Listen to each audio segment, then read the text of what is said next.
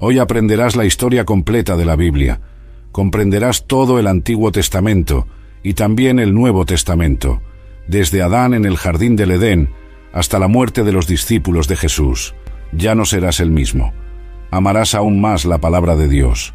Por supuesto, esto solo sucederá si abres tu corazón a la palabra de Dios. Si tienes dificultad para entender la Biblia, en este texto lograrás comprenderla. Y después de leer todo lo que se enseñará, estoy seguro de que serás edificado, serás iluminado con las Escrituras. Todo comenzó en el principio. Antes del inicio, solo existía Dios. Él nunca dejó de existir, existe desde la eternidad. No tuvo origen, es el origen de todo. No fue creado, es el creador de todas las cosas. No llegó a existir, es el Padre de la eternidad. La eternidad es un atributo exclusivo de Dios. En el principio, Dios creó los cielos y la tierra. Antes de la existencia del tiempo, materia o espacio, Dios ya existía en su plenitud. Él es eterno, omnipotente, omnisciente y omnipresente. La creación ocurrió en 6 días literales, cada uno compuesto por una tarde y una mañana. En el primer día Dios dijo: «Haya luz», y hubo luz. La luz se separó de las tinieblas, estableciendo el ciclo de día y noche. En el segundo día, Dios creó el firmamento, separando las aguas de arriba de las aguas de abajo. En el tercer día, hizo aparecer la tierra seca, llamada tierra, y reunió las aguas en mares. Además, la tierra produjo vegetación, plantas y árboles frutales. En el cuarto día, Dios creó los luminares, el sol para gobernar el día, la luna para gobernar la noche y las estrellas. En el quinto día, Dios creó los seres marinos y las aves de los cielos, bendiciéndolos para que se multiplicaran. En el sexto día, creó los animales terrestres y, culminando su obra, creó al ser humano. Y dijo Dios: «Hagamos al hombre a nuestra imagen, conforme a nuestra semejanza». La pluralidad en el verbo hagamos indica la presencia de la Trinidad en la creación. Dios formó al hombre del polvo de la tierra y sopló en sus narices el aliento de vida. Así, el hombre se convirtió en alma viviente. Adán fue colocado en el jardín del Edén para cultivarlo y guardarlo. Dios percibió que no era bueno que el hombre estuviera solo y decidió hacerle una ayuda idónea. Mientras Adán dormía, Dios tomó una de sus costillas y formó a la mujer, Eva. Juntos, Adán y Eva fueron llamados a dominar la tierra y a ser fecundos, multiplicándose. En el Edén había 2 árboles especiales, el árbol de la vida y el árbol del conocimiento del bien y del mal. Dios ordenó a Adán que no comiera del fruto del árbol del conocimiento del bien y del mal, pues el día que comiera de él, ciertamente moriría. La serpiente, instrumento de Satanás, engañó a Eva, cuestionando la veracidad de la palabra de Dios. ¿Con que Dios os ha dicho, no comáis de todo árbol del huerto? Eva cedió a la tentación, vio que el fruto era agradable y deseable para dar entendimiento, comió y dio a Adán. Este acto de desobediencia trajo consecuencias drásticas. El pecado entró en el mundo, trayendo muerte física y espiritual. Dios pronunció juicios. La serpiente fue maldecida. La mujer sufriría dolores en la concepción y estaría sujeta al marido, y el hombre tendría que trabajar arduamente para obtener sustento de la tierra. Sin embargo, Dios también prometió redención. «Y pondré enemistad entre ti y la mujer, y entre tu simiente y la simiente suya. Ésta te herirá en la cabeza, y tú le herirás en el calcañar». Esta es la primera profecía mesiánica, indicando que el descendiente de la mujer derrotaría a Satanás. Expulsados del Edén para evitar que comieran del árbol de la vida y vivieran eternamente en pecado, Adán y Eva iniciaron la historia humana fuera del paraíso. Tuvieron hijos, entre ellos Caín y Abel. Abel era pastor de ovejas y Caín, labrador. Ambos ofrecieron sacrificios a Dios, pero solo el de Abel fue aceptado, pues fue ofrecido con fe y de las primicias. Movido por celos e ira, Caín mató a Abel en el campo, convirtiéndose en el primer homicida. Dios castigó a Caín, que se convirtió en fugitivo y errante en la tierra. Adán y Eva tuvieron otro hijo, Set, y a través de él, la humanidad continuó. Los descendientes de Set comenzaron a invocar el nombre del Señor, indicando un retorno a la adoración verdadera. Sin embargo, con el paso del tiempo, la corrupción y la violencia aumentaron en la tierra. Y vio Jehová que la maldad de los hombres era mucha en la tierra, y que todo designio de los pensamientos del corazón de ellos era de continuo solamente el mal. Dios decidió destruir a la humanidad, pero Noé halló gracia ante sus ojos. Noé era un hombre justo e íntegro entre sus contemporáneos. Él caminaba con Dios. Dios le ordenó que construyera un arca para salvar a su familia y una pareja de cada especie animal. Durante 120 años, Noé predicó la justicia y trabajó en la construcción del arca. El diluvio vino, cubriendo toda la tierra y exterminando toda vida que tenía aliento de vida en sus narices. Después del diluvio, Dios estableció un pacto con Noé, prometiendo nunca más destruir la tierra con aguas. Los hijos de Noé, Sem, Cam y Jafet, repoblaron la tierra.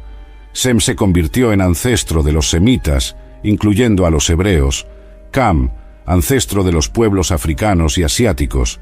Jafet, de los pueblos europeos. La humanidad, unida en lengua y propósito, decidió construir una ciudad y una torre que llegara a los cielos, la Torre de Babel, para hacerse un nombre. Dios confundió las lenguas, dispersándolos sobre la faz de la tierra, cumpliendo su propósito de esparcir a la humanidad. Éxodo, la liberación del pueblo de Israel. Siglos después de los eventos del Génesis, los descendientes de Jacob, Israel, crecieron y se multiplicaron en Egipto, y los hijos de Israel fructificaron y se multiplicaron, y fueron aumentados y fortalecidos en extremo, y se llenó de ellos la tierra.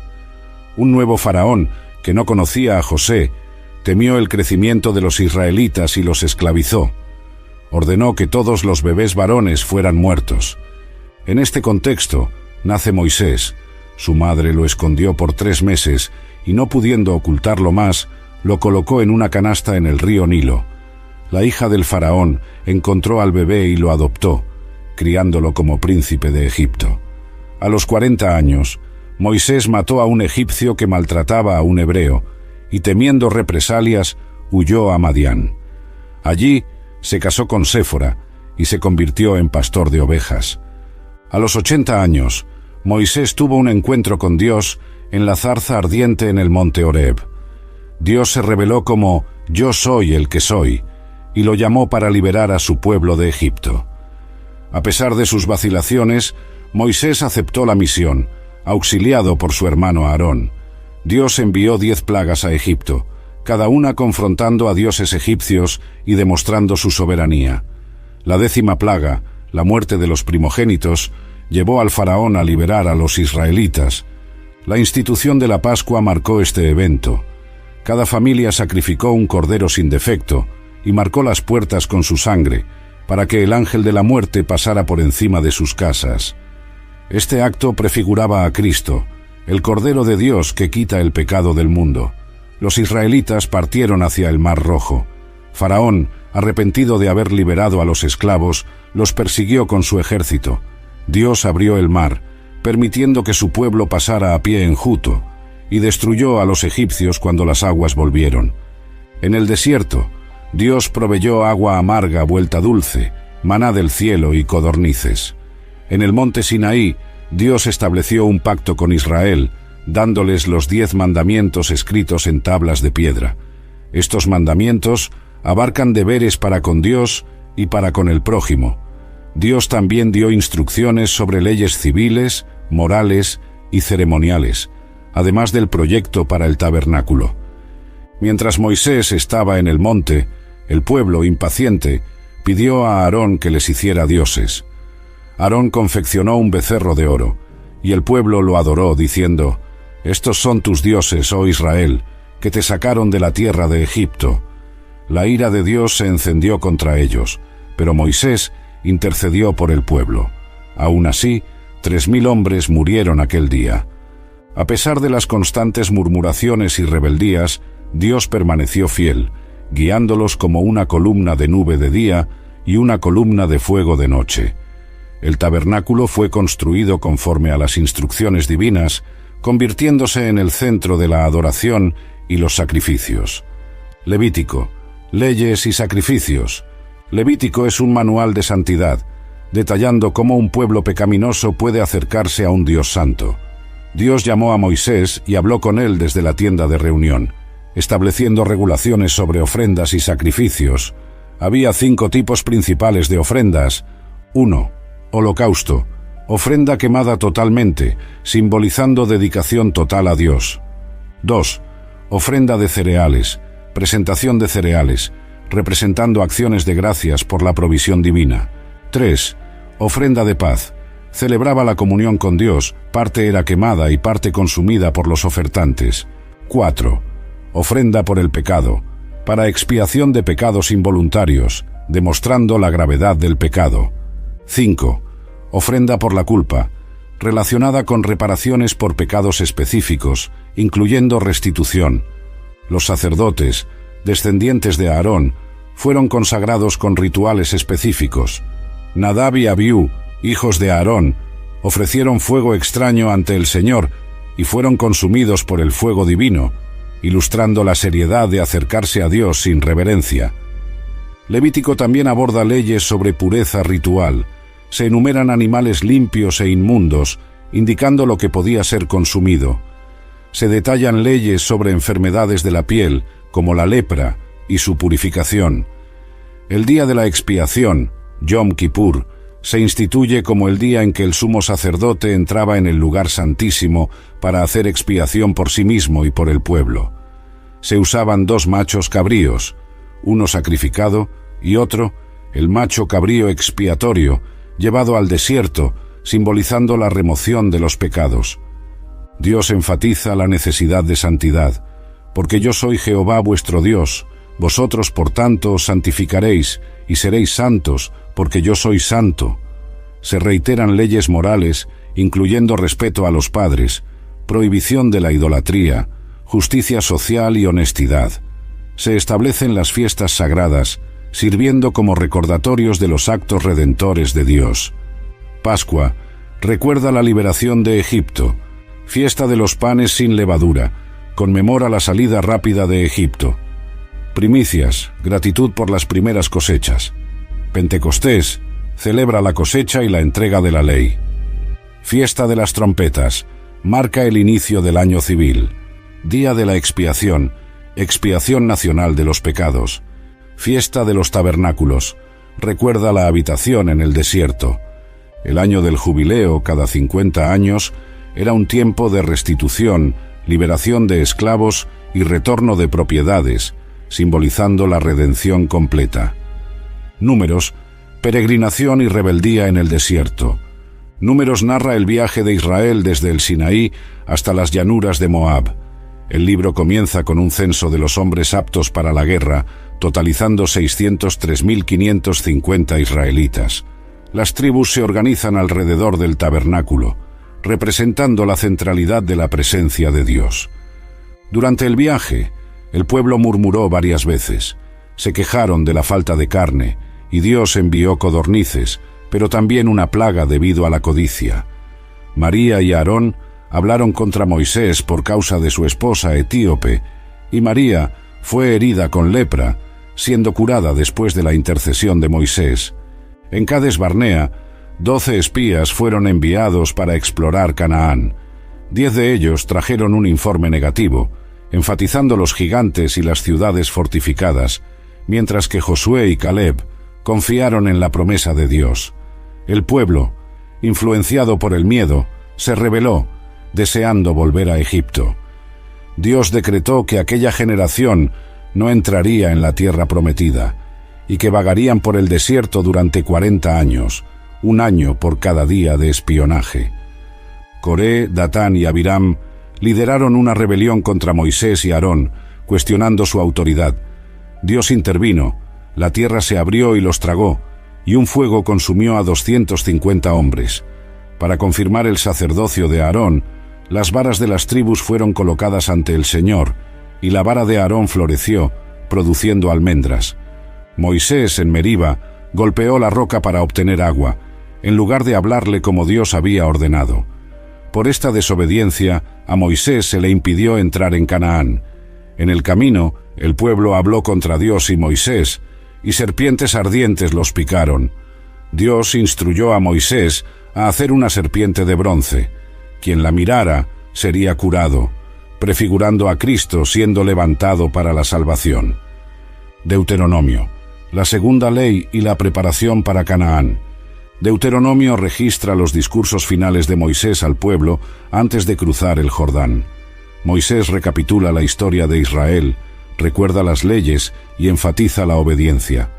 Ahora pues, oh Israel, ¿qué pide Jehová tu Dios de ti, sino que temas a Jehová tu Dios, que andes en todos sus caminos y que lo ames, y sirvas a Jehová tu Dios con todo tu corazón y con toda tu alma? Se proclama el Shema. Oye Israel, Jehová nuestro Dios, Jehová uno es, y amarás a Jehová tu Dios de todo tu corazón. Moisés advierte contra la idolatría, recordando que Dios es celoso y no tolerará a otros dioses. Se reiteran leyes sobre liderazgo, guerra, familia y justicia. Las bendiciones por la obediencia incluyen prosperidad, victoria sobre enemigos y exaltación entre las naciones. Las maldiciones por la desobediencia incluyen enfermedades, derrotas y dispersión entre los pueblos.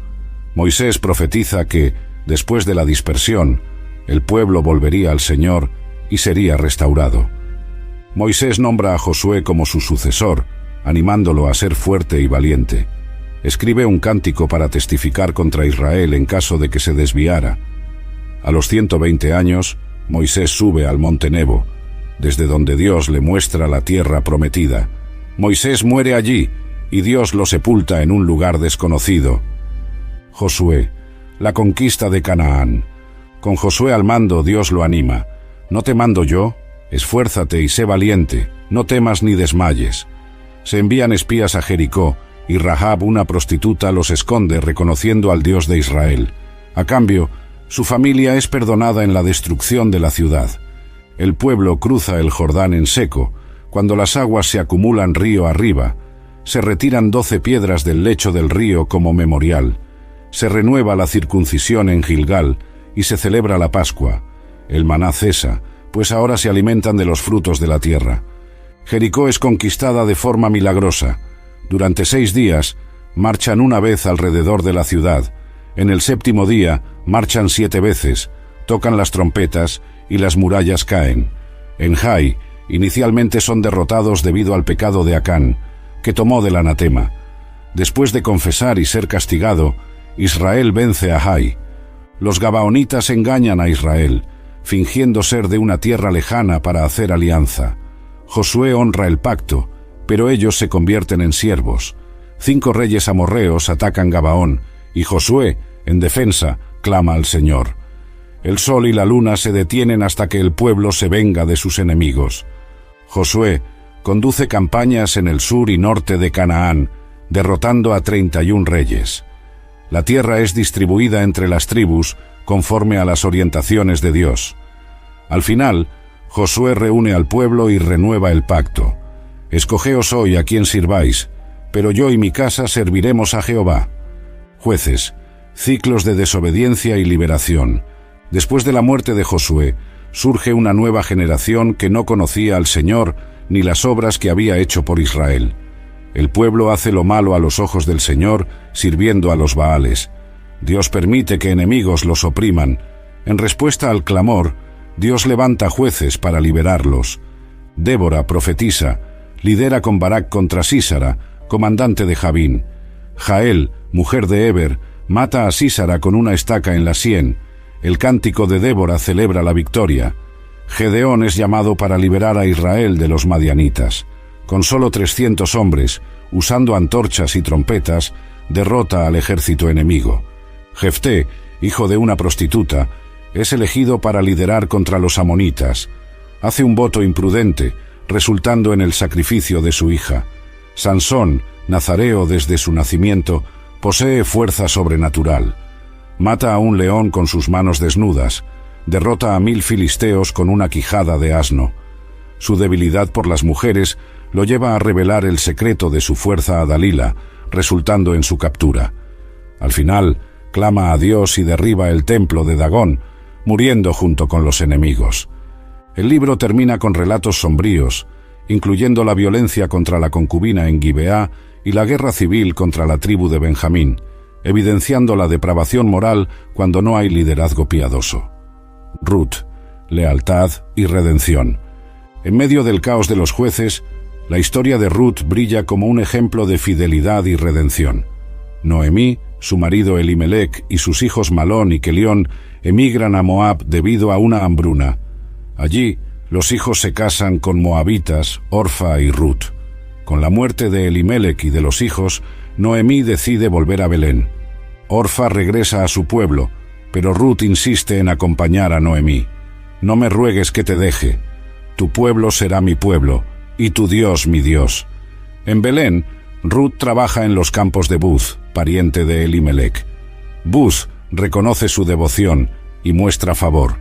Noemí orienta a Ruth a acercarse a Buz como redentor. Buz, siendo pariente cercano, tiene el derecho de redimir las tierras de Elimelec y casarse con Ruth. Después de resolver cuestiones legales, Buz se casa con Ruth. Tienen un hijo, Obed, padre de Isaí y abuelo de David, insertando a Ruth, una gentil, en la genealogía de Jesús. Primero y segundo de Samuel, la transición a la monarquía. Samuel, dedicado al Señor desde niño, oye la voz de Dios y se convierte en profeta. El pueblo exige un rey, rechazando el liderazgo teocrático. Dios concede a Saúl, de la tribu de Benjamín, que inicialmente muestra humildad. Saúl lidera victorias, pero desobedece a Dios al ofrecer sacrificios indebidamente y perdonar al rey Agag y lo mejor del ganado de los amalecitas. Samuel declara: la obediencia es mejor que el sacrificio. Dios envía a Samuel a ungir a David, un joven pastor de Belén, como futuro rey.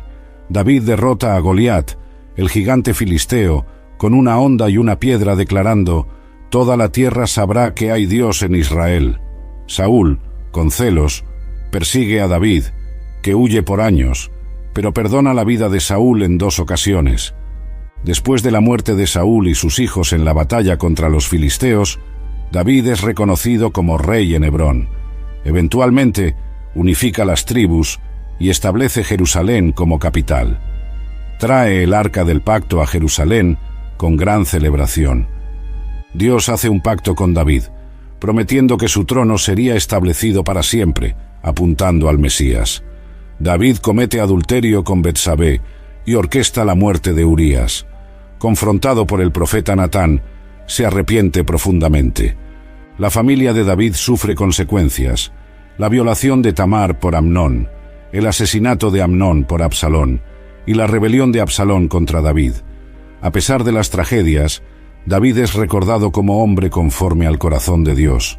Primero y segundo de Reyes, la división y la caída de los reinos. Después de la muerte de David, su hijo Salomón asciende al trono de Israel. Salomón pide a Dios sabiduría para gobernar al pueblo, y Dios le concede no solo sabiduría, sino también riquezas y honor. Salomón se vuelve conocido por su juicio justo, como en el caso de las 2 mujeres que reclamaban la maternidad de un bebé. Construye el majestuoso templo en Jerusalén, siguiendo las instrucciones de su padre David. La dedicación del templo está marcada por sacrificios y por la presencia gloriosa de Dios que llena la casa. Salomón compone 3000 proverbios y 1005 cánticos, demostrando su sabiduría en diversas áreas. Sin embargo, Salomón también se casa con muchas mujeres extranjeras, 700 esposas y 300 concubinas, que desvían su corazón hacia otros dioses. Construye altares para dioses paganos como Astarot y Moloc, provocando la ira del Señor. Dios decide entonces arrancar el reino de las manos de Salomón después de su muerte, pero por amor a David, su padre, mantendrá una tribu bajo el dominio de su hijo. Después de la muerte de Salomón, su hijo Roboam asume el trono. Cuando el pueblo pide alivio de los pesados tributos impuestos por Salomón, Roboam rechaza el consejo de los ancianos y sigue el consejo de los jóvenes, aumentando aún más las cargas. Como resultado, las 10 tribus del norte se rebelan y constituyen a Jeroboam I como su rey, formando el reino del norte, llamado Israel, mientras que las tribus de Judá y Benjamín permanecen bajo el reinado de Roboam, formando el reino del sur, llamado Judá. Jeroboam I, temiendo que el pueblo vuelva a Jerusalén para adorar y acabe reunificándose con Judá, establece 2 becerros de oro en Betel y Dan, diciendo: «He aquí tus dioses, oh Israel, que te hicieron subir de la tierra de Egipto». Instituye un sistema religioso paralelo, nombrando sacerdotes que no eran levitas y estableciendo fiestas en fechas diferentes a las ordenadas por Dios. Esto es visto como un gran pecado que lleva a Israel a la idolatría. El reino del norte, a lo largo de aproximadamente 2 siglos, tiene 19 reyes, todos considerados malos a los ojos del Señor. Entre ellos destaca Acab, que, influenciado por su esposa fenicia Jezabel, promueve intensamente el culto a Baal y Astarot. Jezabel persigue a los profetas del Señor, mientras Acab permite que la injusticia florezca, como en el caso de la viña de Nabot, donde éste es injustamente condenado a muerte, para que el rey pueda tomar posesión de su propiedad. En este contexto, Dios levanta al profeta Elías para confrontar a Acab y Jezabel. Elías anuncia una sequía de 3 años y medio como juicio divino. Durante ese período es sustentado por cuervos y por la viuda de Sarepta, cuyo aceite y harina no se agotan. En el monte Carmelo, Elías confronta a los profetas de Baal en un desafío para demostrar quién es el verdadero Dios. Mientras Baal no responde a sus profetas, el Señor responde con fuego que consume el sacrificio de Elías, aun estando empapado de agua. Después de la ascensión de Elías al cielo en un torbellino, su discípulo Eliseo asume el papel de profeta principal en Israel. Eliseo realiza milagros que evidencian el poder de Dios, como la multiplicación del aceite de la viuda, la resurrección del hijo de la Sunamita y la curación de Naamán, comandante del ejército sirio, de la lepra. Mientras tanto, en el reino del sur, Judá, hay una alternancia entre reyes buenos y malos. Algunos, como Asa, Josafat, Ezequías y Josías, promueven reformas religiosas y buscan al Señor. Ezequías, por ejemplo, confía en Dios cuando Jerusalén es sitiada por el ejército asirio de Sennacherib. El profeta Isaías anima a Ezequías, y Dios envía un ángel que destruye a 185.000 soldados asirios. Sin embargo, reyes como Manasés, hijo de Ezequías, hacen lo malo a los ojos del Señor, llevando a Judá a la idolatría y prácticas abominables. A pesar de los esfuerzos de Josías para traer al pueblo de vuelta a Dios, incluyendo el descubrimiento y lectura del libro de la ley en el templo, la corrupción está profundamente arraigada. El reino del norte es conquistado por Asiria en 722 a.C., y el pueblo es llevado al exilio. La caída se atribuye a la continua desobediencia e idolatría. Así temían a Jehová y honraban a sus dioses, según la costumbre de las naciones de donde habían sido trasladados. El reino del sur resiste por más tiempo, pero eventualmente cae en manos de Babilonia. En 586 a.C., el rey Nabucodonosor invade Jerusalén, destruye el templo y lleva a muchos judíos cautivos. El profeta Jeremías había advertido sobre esta destrucción inminente debido al pecado persistente del pueblo. Primero y segundo de Crónicas, reflexión histórica y espiritual. Los libros de Primero y Segundo de Crónicas, escritos después del exilio babilónico, ofrecen una visión retrospectiva de la historia de Israel, enfatizando el linaje davídico y el templo. Mientras Primero de Crónicas recapitula genealogías desde Adán hasta David, reforzando la identidad del pueblo, también destaca el reinado de David, sus conquistas militares y preparativos para la construcción del templo. David organiza a los levitas, sacerdotes, músicos y porteros para el servicio en el templo. Aunque deseaba construir el templo, Dios se lo impidió debido al derramamiento de sangre en sus guerras, prometiendo que su hijo Salomón realizaría esa obra. Segundo de Crónicas continúa con el reinado de Salomón, detallando la construcción y dedicación del templo. La presencia de Dios llena el templo, y Salomón ora por la nación, pidiendo perdón y restauración en tiempos de pecado y calamidad. Dios responde: «Si se humillare mi pueblo, sobre el cual mi nombre es invocado, y oraren, y buscaren mi rostro, entonces yo oiré desde los cielos, y perdonaré sus pecados, y sanaré su tierra». Los libros enfatizan los reyes de Judá, omitiendo en gran parte el reino del norte, posiblemente para destacar el linaje mesiánico de David. Se resaltan historias de reyes piadosos, como Asa, que removió la idolatría, y Josafat, que estableció jueces justos.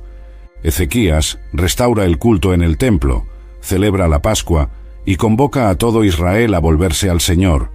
Josías descubre el libro de la ley, renueva el pacto y remueve las abominaciones de la tierra. Sin embargo, la desobediencia continua del pueblo lleva al exilio, hasta que la tierra hubo gozado de sus días de reposo, para que se cumpliese la palabra de Jehová por boca de Jeremías, hasta que la tierra hubo gozado de sus días de reposo.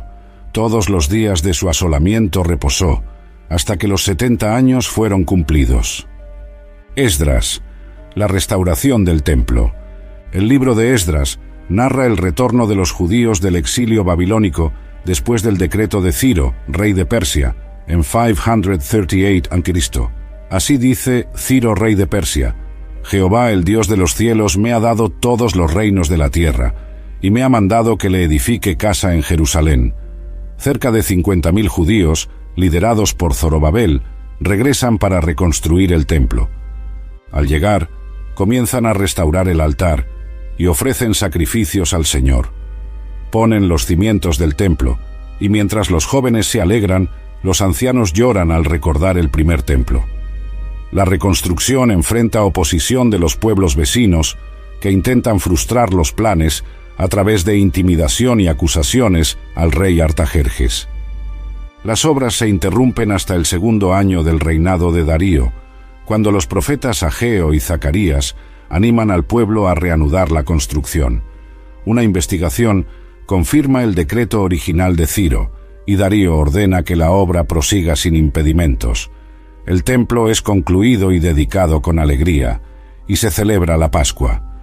Años después, Esdras, un escriba y sacerdote, lidera un segundo grupo de exiliados de vuelta a Jerusalén. Viene con la misión de enseñar la ley de Dios al pueblo. Al llegar, descubre que muchos, incluso líderes, se habían casado con mujeres extranjeras, violando la ley. Esdras ora con profunda angustia, confesando los pecados del pueblo. El pueblo responde con arrepentimiento y se toman medidas para corregir la situación. Nehemías, reconstruyendo los muros. Nehemías, copero del rey Artajerjes, recibe noticias de las condiciones deplorables de Jerusalén, con sus muros derribados y puertas quemadas. Profundamente afectado, ora y ayuna, pidiendo favor para abordar al rey. Artajerjes concede permiso y recursos para que Nehemías regrese y reconstruya los muros. Al llegar, Nehemías inspecciona los muros y moviliza al pueblo para la reconstrucción. Enfrentan intensa oposición de Sanbalat, Tobías y Gesem, que se burlan y conspiran contra ellos. Nehemías organiza al pueblo para trabajar con una herramienta en una mano y un arma en la otra. A pesar de las amenazas, los muros son concluidos en 52 días. Nehemías también confronta injusticias sociales, como la usura entre los judíos, y establece reformas. Junto con Esdras, promueve una renovación espiritual, leyendo la ley al pueblo, que responde con arrepentimiento y celebra la fiesta de los tabernáculos. El pueblo hace un pacto para obedecer los mandamientos de Dios, abstenerse de matrimonios con extranjeros y guardar el sábado.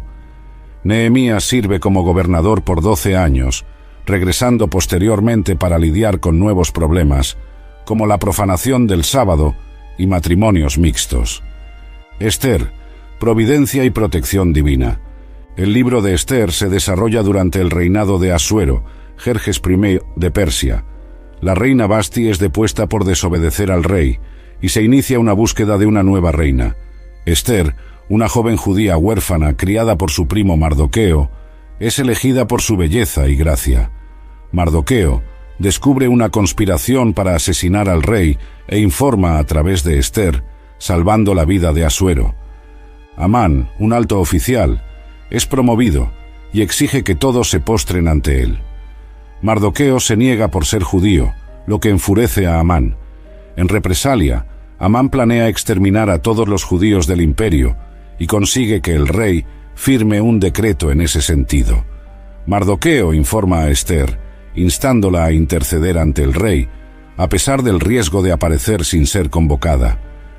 Esther, después de ayunar por 3 días, se acerca al rey y es recibida favorablemente. Organiza un banquete para el rey y Amán, donde expone la trama contra su pueblo. El rey, furioso, ordena que Amán sea ahorcado en la misma horca que él había preparado para Mardoqueo. Como el decreto original no puede ser revocado, se emite uno nuevo permitiendo que los judíos se defiendan. Los judíos prevalecen sobre sus enemigos y se instituye la fiesta de Purim para celebrar la liberación. El libro destaca la providencia de Dios en proteger a su pueblo, incluso cuando su nombre no es mencionado explícitamente. Job, el misterio del sufrimiento. Job es descrito como un hombre íntegro, recto, temeroso de Dios y apartado del mal. Poseía gran riqueza y una familia numerosa. Satanás, ante Dios, cuestiona la integridad de Job, alegando que solo es fiel por causa de las bendiciones. Dios permite que Satanás pruebe a Job, primero quitando sus bienes e hijos, después afligiéndolo con úlceras dolorosas. A pesar de que su esposa le sugiere que maldiga a Dios y muera, Job mantiene su fe. ¿Recibiremos de Dios el bien y el mal no lo recibiremos? 3 amigos, Elifaz, Bildad y Zofar, vienen a consolarlo, pero acaban acusándolo de pecado oculto, argumentando que su sufrimiento es consecuencia directa de transgresiones. Job defiende su inocencia y expresa su angustia, deseando entender el porqué de su sufrimiento. Clama por un mediador entre él y Dios. Eliú, un joven observador, interviene, enfatizando la grandeza de Dios y sugiriendo que el sufrimiento puede servir para corregir y purificar. Finalmente, Dios responde a Job desde un torbellino, cuestionándolo sobre los misterios de la creación y la sabiduría divina. Job reconoce su limitación. Por tanto me aborrezco y me arrepiento en polvo y ceniza. Dios reprende a los amigos de Job por no hablar correctamente sobre él y restaura la fortuna de Job al doble, dándole nuevos hijos y una vida larga. Salmos, cánticos de adoración y reflexión. El libro de Salmos es una colección de 150 cánticos y oraciones que expresan una amplia gama de emociones humanas ante Dios. Muchos son atribuidos a David, mientras que otros tienen autores como Asaf, los hijos de Coré, Salomón y Moisés. Los salmos abordan temas como alabanza, arrepentimiento, confianza, sufrimiento, esperanza mesiánica y la soberanía de Dios. El Salmo 23 es uno de los más conocidos, donde David retrata al Señor como su pastor que provee, guía y protege. Jehová es mi pastor, nada me faltará. El Salmo 51 es una oración de arrepentimiento después del pecado con Betsabé, donde David clama: «Crea en mí, oh Dios, un corazón limpio». Salmos mesiánicos como el Salmo 22 prevén el sufrimiento de Cristo. Dios mío, ¿por qué me has desamparado? El Salmo 119, el más largo, exalta la ley del Señor, destacando la importancia de obedecer sus mandamientos. Lámpara es a mis pies tu palabra, y lumbrera a mi camino. Los salmos también servían como himnos en el culto israelita y continúan siendo fuente de inspiración y consuelo para los fieles a lo largo de los siglos. Proverbios, la sabiduría para la vida diaria. El libro de Proverbios es una compilación de dichos y enseñanzas de sabiduría práctica, atribuidos principalmente al rey Salomón, pero también incluyendo palabras de los sabios Agur y Lemuel. Escrito para instruir a jóvenes y adultos en el arte de vivir de forma piadosa, el libro enfatiza que el temor de Jehová es el principio de la sabiduría. La sabiduría es personificada como una mujer clamando en las calles, invitando a todos a seguir sus caminos. Proverbios aborda diversas áreas de la vida, como moralidad, finanzas, trabajo, relaciones y habla. Enfatiza la importancia de la integridad. Mejor es el pobre que camina en su integridad, que el de perversos caminos y rico. El libro advierte contra los peligros de la pereza, comparando al perezoso con la puerta que gira sobre sus goznes y alentando la diligencia. Ve a la hormiga, oh perezoso, mira sus caminos y sé sabio. La lengua es un tema recurrente, destacando el poder de las palabras para bien o para mal. La muerte y la vida están en poder de la lengua, y el que la ama comerá de sus frutos. La importancia de elegir bien las compañías es enfatizada. El que anda con sabios, sabio será, mas el que se junta con necios será quebrantado.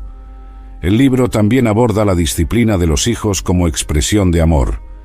El que detiene el castigo, a su hijo aborrece, mas el que lo ama, desde temprano lo corrige.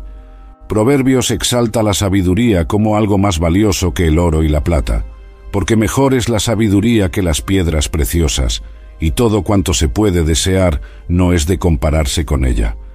La sabiduría divina es presentada como un atributo que estuvo presente en la creación.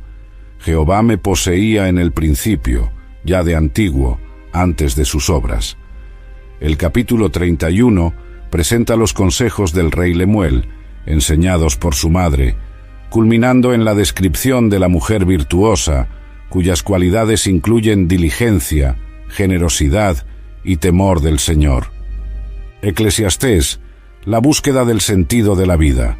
Eclesiastés, tradicionalmente atribuido a Salomón, es una reflexión profunda sobre el significado y propósito de la vida. El autor, identificado como el predicador, hijo de David, rey en Jerusalén, explora los varios intentos humanos de encontrar satisfacción en sabiduría, placeres, trabajo y riquezas. Inicia con la declaración: «Vanidad de vanidades», dijo el predicador, «vanidad de vanidades, todo es vanidad», indicando la futilidad de las búsquedas terrenales cuando están desconectadas de Dios.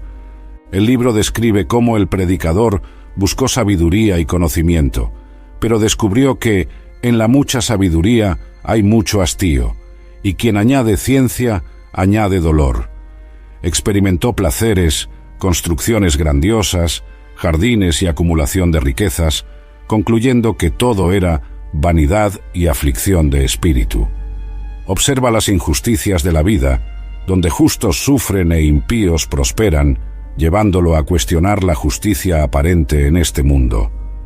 A pesar del tono aparentemente pesimista, el predicador reconoce que hay un tiempo determinado para todo. Todo tiene su tiempo, y todo lo que se quiere debajo del cielo tiene su hora. Alienta a disfrutar de los simples placeres como dádivas de Dios. No hay cosa mejor para el hombre, sino que coma y beba, y que su alma se alegre en su trabajo.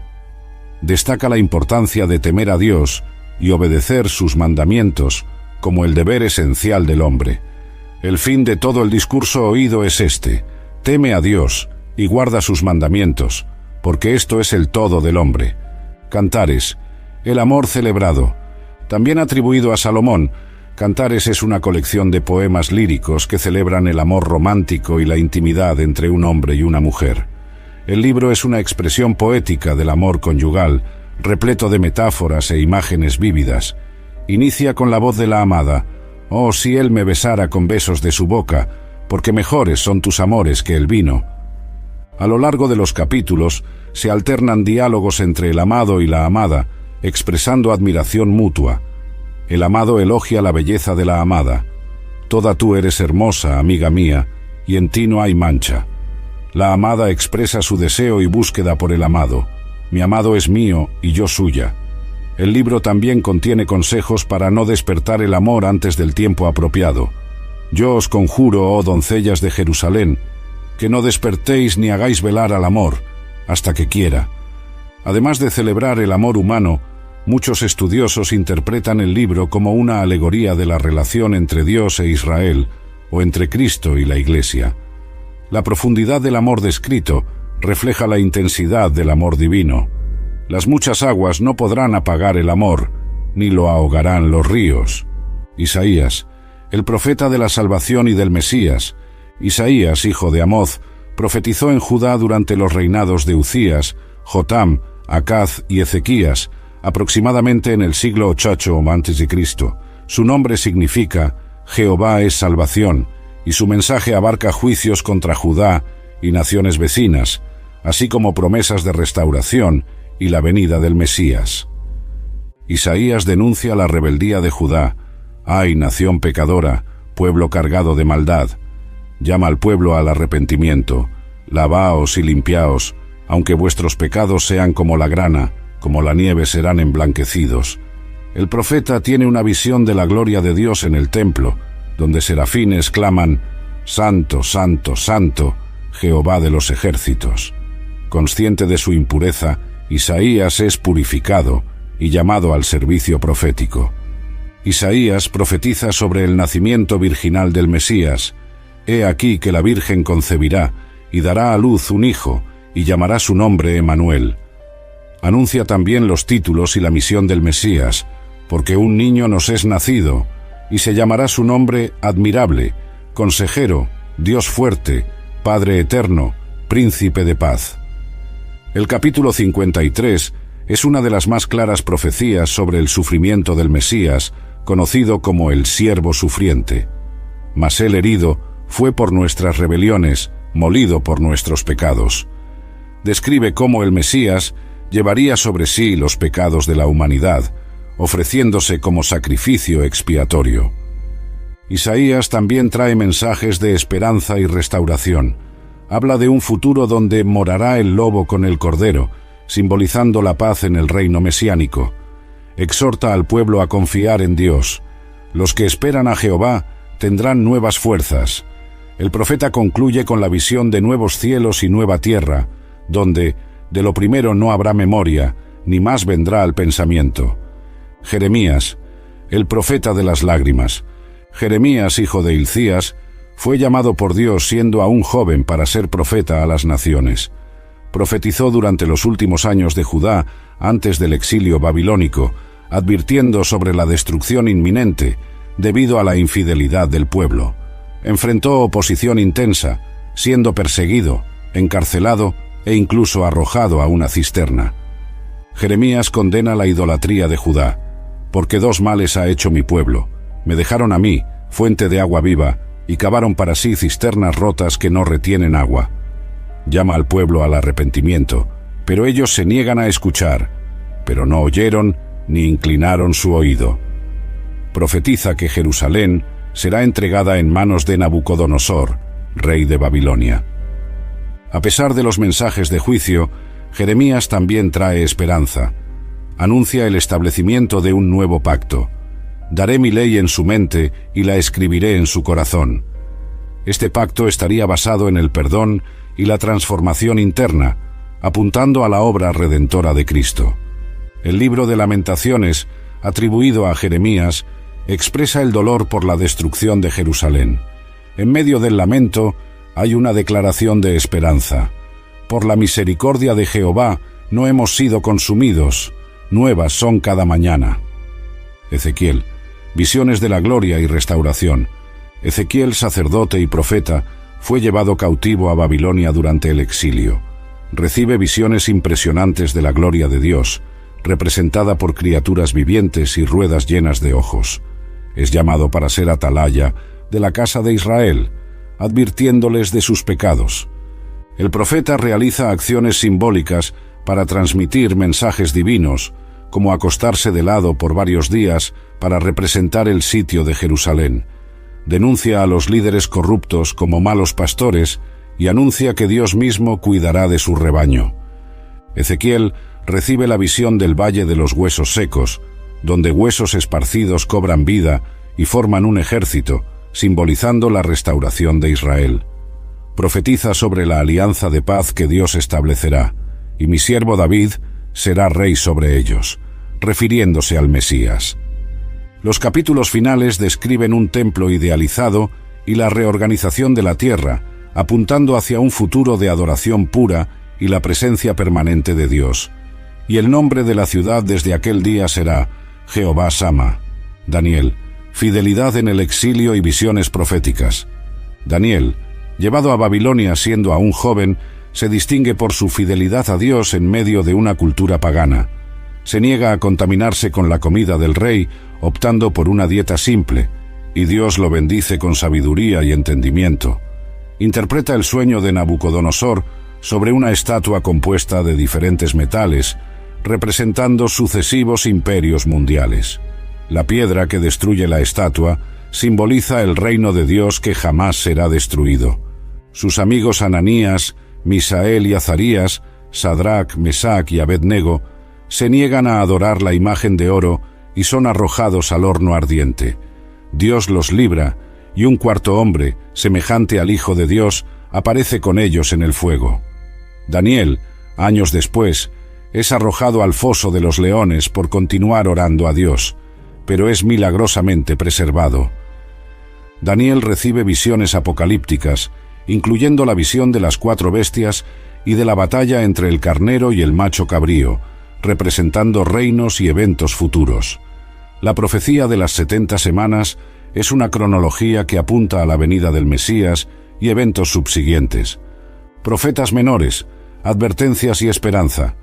Los 12 profetas menores, de Oseas a Malaquías, traen mensajes específicos para Israel, Judá y naciones vecinas, pero también contienen principios universales. Oseas, Dios instruye a Oseas a casarse con Gomer, una mujer adúltera, simbolizando la infidelidad de Israel. El amor persistente de Oseas refleja el amor de Dios por su pueblo. Joel describe una plaga devastadora de langostas como símbolo del día del Señor. Llama al arrepentimiento y promete la efusión del Espíritu. Derramaré mi Espíritu sobre toda carne, citado en Hechos 2 en Pentecostés. Amós, un pastor de Tecoa, denuncia la injusticia social y la opresión de los pobres. Enfatiza que la adoración sin rectitud es inaceptable para Dios. Corra el juicio como las aguas y la justicia como impetuoso arroyo.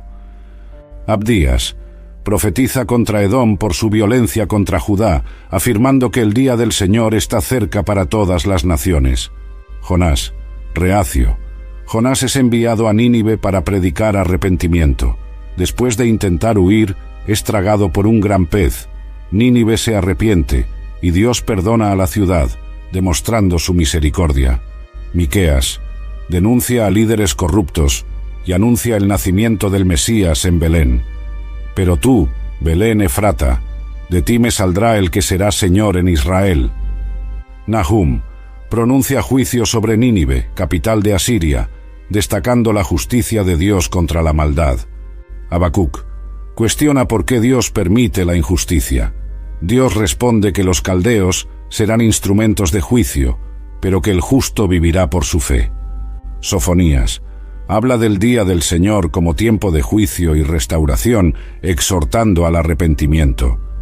Ageo exhorta al pueblo post-exilio a priorizar la reconstrucción del templo, prometiendo que la gloria de la segunda casa sería mayor que la primera. Zacarías incentiva la reconstrucción del templo y trae visiones mesiánicas, incluyendo al rey justo montado en un asno, cumplido en la entrada triunfal de Jesús en Jerusalén. Malaquías, último profeta del Antiguo Testamento, confronta la indiferencia espiritual, exhorta a la fidelidad en los diezmos y ofrendas, y anuncia la venida de Elías antes del gran día del Señor, referencia a Juan el Bautista. Intertestamento, el período de silencio. Después de Malaquías, hay un intervalo de aproximadamente 400 años sin profecías registradas en la Biblia. En este período, conocido como intertestamentario, ocurrieron eventos significativos que prepararon el escenario para el Nuevo Testamento. Alejandro Magno conquistó vastos territorios, esparciendo la cultura y la lengua griega. Después de su muerte, el imperio fue dividido, e Israel quedó bajo el dominio de diferentes potencias. La dinastía de los Seleucidas, en particular, trajo gran opresión. Antíoco IV Epífanes profanó el templo, llevando a la revuelta de los macabeos. Esta revuelta resultó en una breve independencia y estableció las bases para los partidos religiosos de los fariseos y saduceos. El Nuevo Testamento, la venida del Mesías. En la plenitud del tiempo, Dios envía a su Hijo, Jesucristo. Los 4 evangelios, Mateo, Marcos, Lucas y Juan, narran la vida, ministerio, muerte y resurrección de Jesús. Mateo, Jesús, el Rey prometido. El Evangelio según Mateo fue escrito principalmente para los judíos, presentando a Jesús como el cumplimiento de las profecías mesiánicas. Comienza con la genealogía de Jesús, trazando su linaje desde Abraham, pasando por David hasta José, su padre legal. Mateo enfatiza el nacimiento virginal de Jesús, cumpliendo Isaías 7.14. He aquí, una virgen concebirá y dará a luz un hijo. Los magos de Oriente visitan a Jesús, reconociéndolo como el Rey de los judíos. La huida a Egipto y la masacre de los inocentes por Herodes cumplen otras profecías. Juan el Bautista prepara el camino, predicando arrepentimiento y bautizando en el río Jordán. Jesús es bautizado, y una voz del cielo declara: «Este es mi Hijo amado, en quien tengo complacencia». Después de ayunar 40 días, Jesús es tentado por el diablo en el desierto, pero resiste usando la palabra de Dios. Inicia su ministerio en Galilea predicando: «Arrepentíos, porque el reino de los cielos se ha acercado». Llama a discípulos como Pedro, Andrés, Santiago y Juan. El Sermón del Monte es uno de los discursos más significativos de Jesús, donde enseña sobre las bienaventuranzas, la ética del reino, la oración, incluyendo el Padre Nuestro, el ayuno, la confianza en Dios y la importancia de oír y practicar sus palabras. Bienaventurados los pobres en espíritu, porque de ellos es el reino de los cielos. Jesús realiza milagros, sanando enfermos, expulsando demonios e incluso resucitando muertos, demostrando su poder divino. Envía a los 12 apóstoles a predicar a las ovejas perdidas de Israel. Enfrenta oposición de los fariseos y saduceos que cuestionan su autoridad. Mateo registra varias parábolas sobre el reino de los cielos, como la del sembrador, del trigo y la cizaña, de la perla de gran precio y de la red. La transfiguración en el monte, donde Jesús es visto en gloria junto a Moisés y Elías, confirma su identidad divina. Jesús predice su muerte y resurrección, preparando a los discípulos para los eventos venideros. Entra en Jerusalén montado en un pollino, cumpliendo Zacarías 9:9. Purifica el templo, expulsando a los cambistas. En el discurso del Monte de los Olivos, Jesús habla sobre las señales del fin de los tiempos, la gran tribulación y su segunda venida.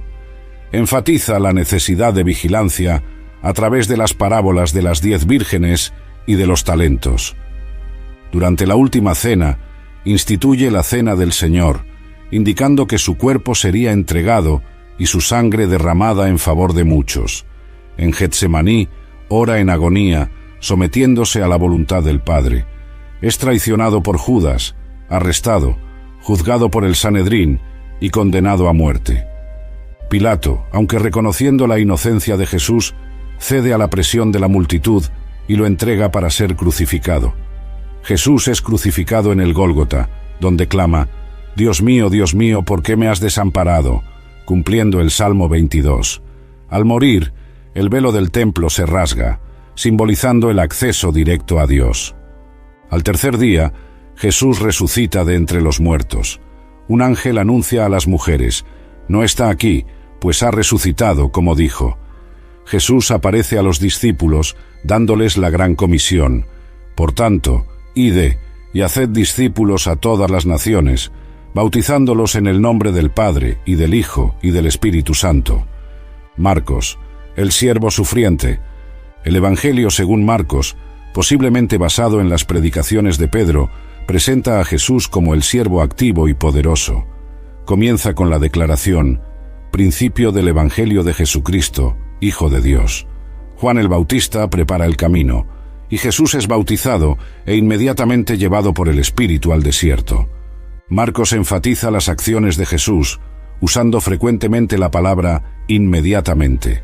Jesús enseña con autoridad, expulsa demonios, sana a la suegra de Pedro y a muchos otros. Llama a Leví, Mateo, un recaudador de impuestos, demostrando su alcance a los marginados. Confronta tradiciones humanas que oscurecen la ley de Dios, como en el caso del sábado. Elige a los 12 apóstoles para que estén con él y sean enviados a predicar. Enseña parábolas como la del sembrador, destacando diferentes respuestas a la palabra. Calma la tempestad, mostrando poder sobre la naturaleza. Libera al endemoniado gadareno, poderosamente atormentado por una legión de demonios. Sana a la mujer con flujo de sangre y resucita a la hija de Jairo. Marcos destaca la incomprensión de los discípulos sobre la verdadera naturaleza del Mesías. Jesús predice su pasión 3 veces. En la confesión de Pedro, Jesús es reconocido como el Cristo, pero pronto reprende a Pedro por no entender que el Mesías debía sufrir. La transfiguración confirma su gloria divina, enseña sobre el servicio humilde. Si alguno quiere ser el primero, será el último de todos y el servidor de todos.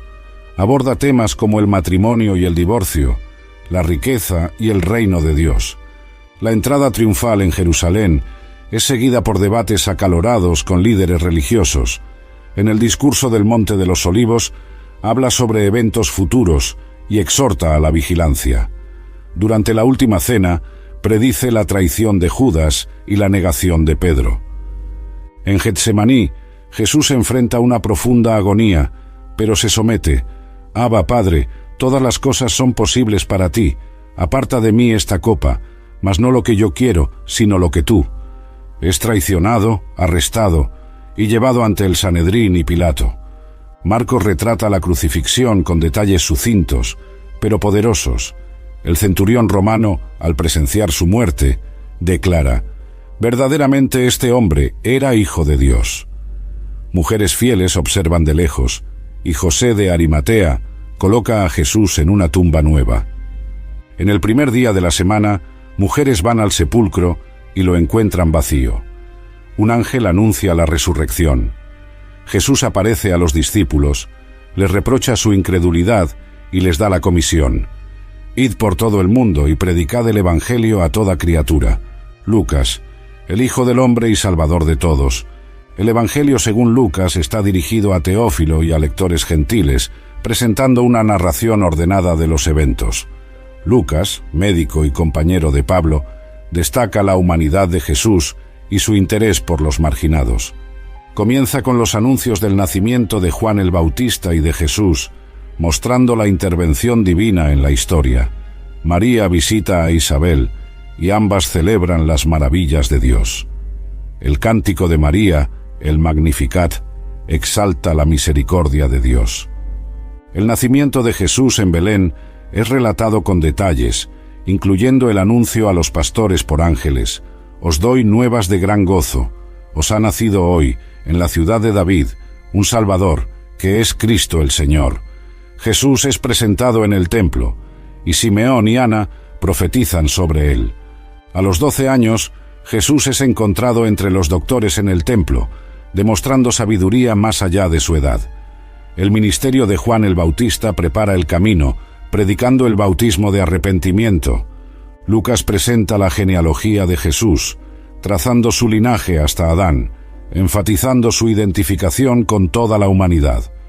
Jesús enfrenta tentaciones en el desierto, correspondiendo a 3 áreas: necesidades físicas, poder y orgullo. En Nazaret, lee Isaías 61 y declara el cumplimiento de la profecía: el Espíritu del Señor está sobre mí, por cuanto me ha ungido para dar buenas nuevas a los pobres. Enfrenta rechazo en su propia tierra. Lucas destaca parábolas únicas, como la del buen samaritano, enfatizando el amor al prójimo sin prejuicios. La parábola del hijo pródigo ilustra la gracia y el perdón del Padre. Otras parábolas incluyen la de la oveja perdida, la dracma perdida y el rico insensato. Jesús ministra a las mujeres, como María y Marta, y sana a los excluidos, como los 10 leprosos. Enseña sobre la oración persistente en la parábola del juez injusto. Encuentra a Zaqueo, el publicano, trayendo salvación a su casa. La última cena es instituida con detalles, y Jesús enfatiza el nuevo pacto en su sangre. En Getsemaní, un ángel lo fortalece en su agonía. Pedro niega a Jesús 3 veces, conforme a lo predicho. En la crucifixión, Jesús demuestra compasión, pidiendo perdón para sus ejecutores. Padre, perdónalos, porque no saben lo que hacen. Promete al ladrón arrepentido: de cierto te digo que hoy estarás conmigo en el paraíso. Después de la resurrección, Jesús aparece a los discípulos en el camino a Emaús, explicando las Escrituras sobre sí mismo. Se revela al partir el pan, y sus corazones arden al oír sus palabras. Envía a los discípulos a predicar arrepentimiento y remisión de pecados en su nombre. Asciende al cielo, y los discípulos regresan a Jerusalén con gran gozo. Juan, el Verbo encarnado. El Evangelio según Juan difiere de los sinópticos, enfocándose en la identidad divina de Jesús. Comienza con una declaración profunda: en el principio era el Verbo, y el Verbo era con Dios, y el Verbo era Dios. Afirma que el Verbo se hizo carne y habitó entre nosotros, destacando la encarnación. Juan el Bautista testifica sobre Jesús como el Cordero de Dios, que quita el pecado del mundo. Jesús realiza su primer milagro en Caná, transformando agua en vino, manifestando su gloria. Purifica el templo, celando por la casa de su Padre. En una conversación nocturna con Nicodemo, Jesús enseña sobre la necesidad de nacer de nuevo por el Espíritu. Declara el amor de Dios al mundo, porque de tal manera amó Dios al mundo, que ha dado a su Hijo unigénito. En el encuentro con la mujer samaritana, rompe barreras culturales y se revela como el Mesías. Habla sobre la adoración en espíritu y en verdad. Sana al hijo de un oficial del rey, demostrando poder a distancia. Jesús realiza milagros significativos, como la curación del paralítico en el estanque de Betesda y la multiplicación de los panes y peces para alimentar a 5.000. Camina sobre el mar, fortaleciendo la fe de los discípulos. Hace declaraciones yo soy, conectándose al nombre de Dios revelado a Moisés.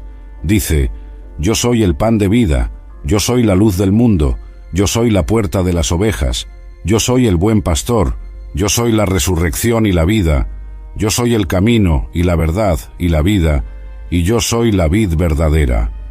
Sana a un ciego de nacimiento, llevando a debates sobre su identidad.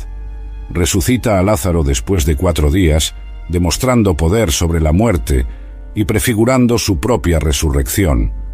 Esto intensifica la oposición de los líderes religiosos que planean matarlo. En el discurso de despedida, consuela a los discípulos, prometiendo enviar al Consolador, el Espíritu Santo.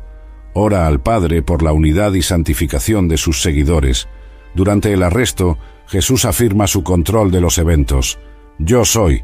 Si pues me buscáis a mí, dejad ir a estos. Ante Pilato declara: mi reino no es de este mundo. En la crucifixión, cuida de su madre, entregándola al cuidado de Juan.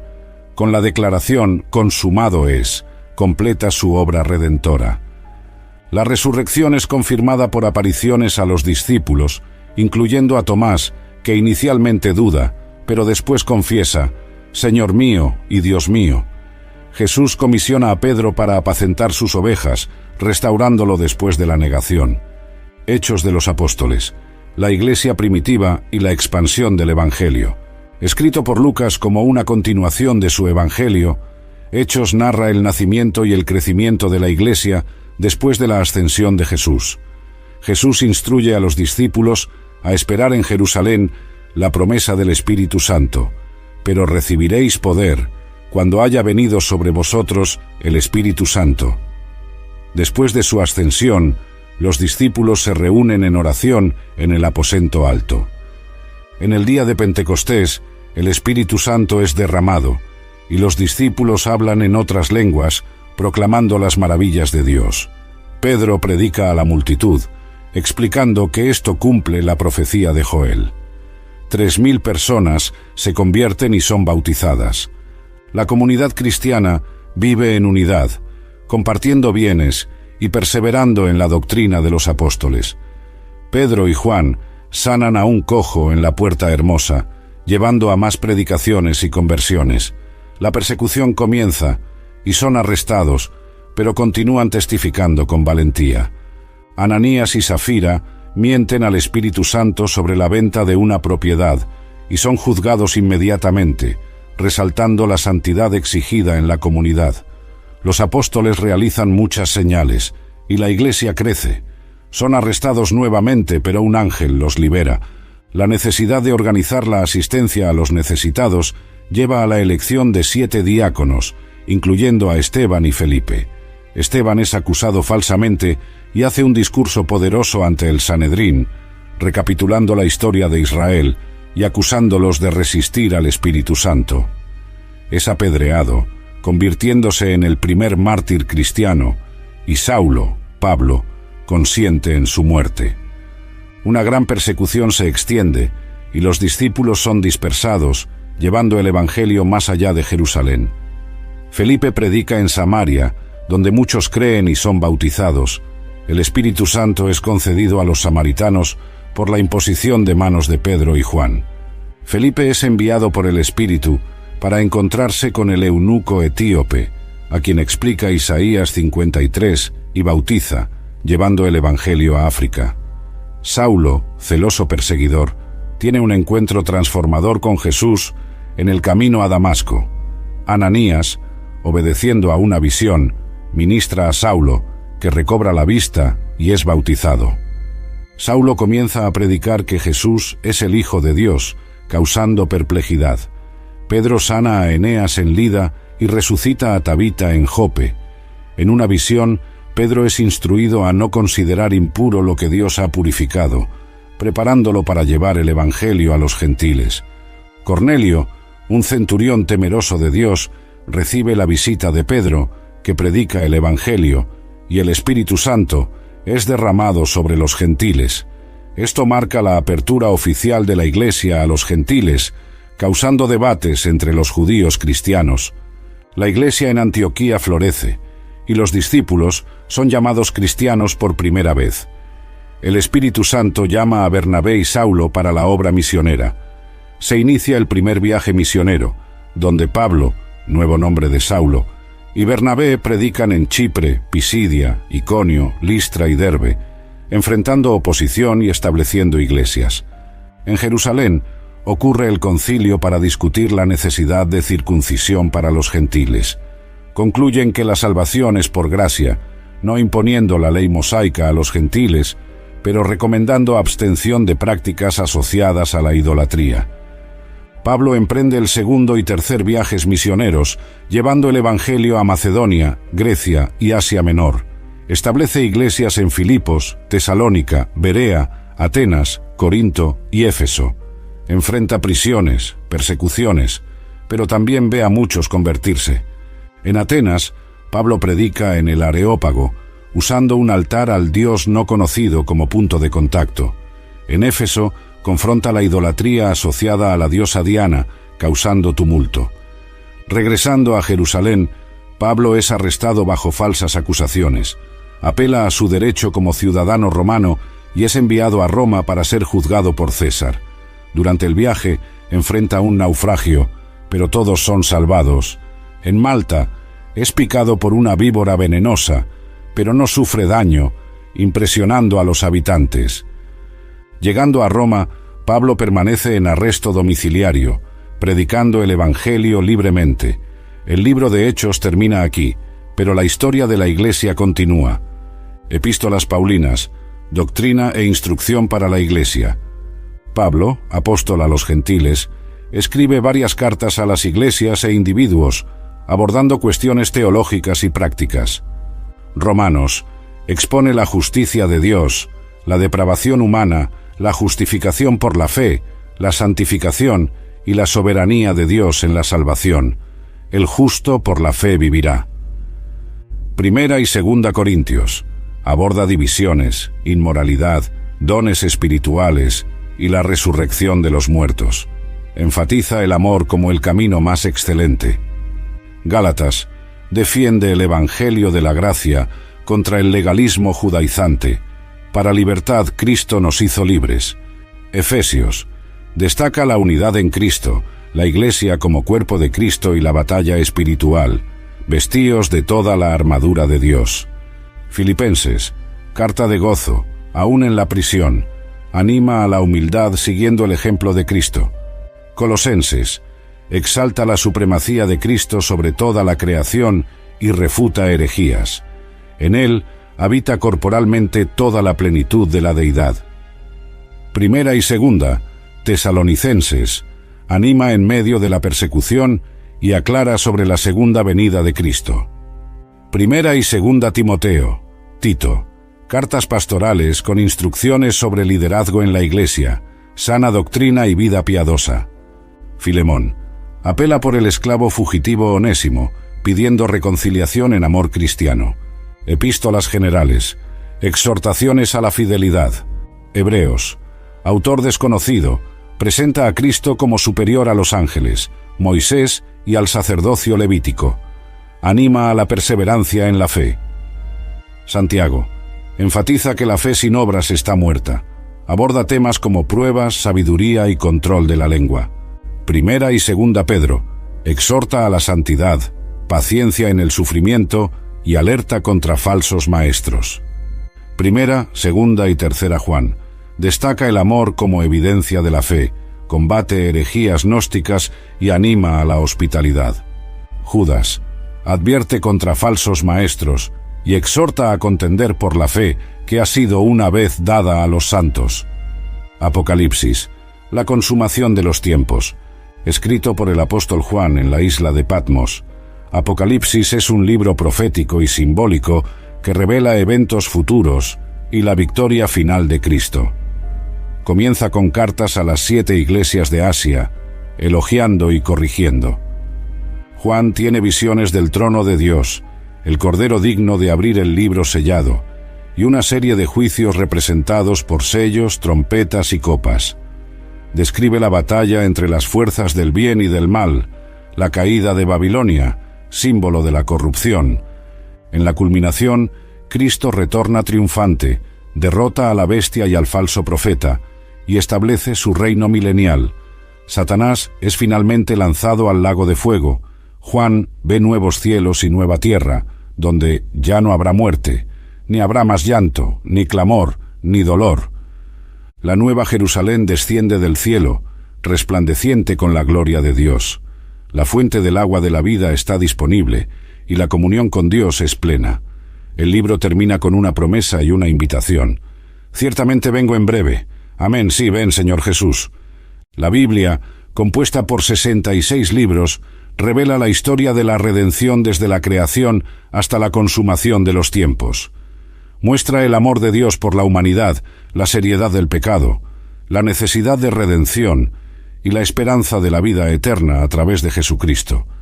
Cada libro contribuye al entendimiento del carácter de Dios, su plan para la humanidad y el llamado a la fe y obediencia.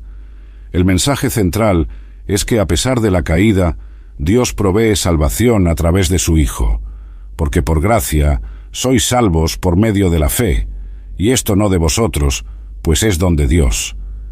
La invitación permanece para todos, y el Espíritu y la esposa dicen, ven, y el que oye, diga, ven. Que este viaje por las Escrituras inspire a buscar una relación más profunda con Dios y a vivir de acuerdo con sus propósitos.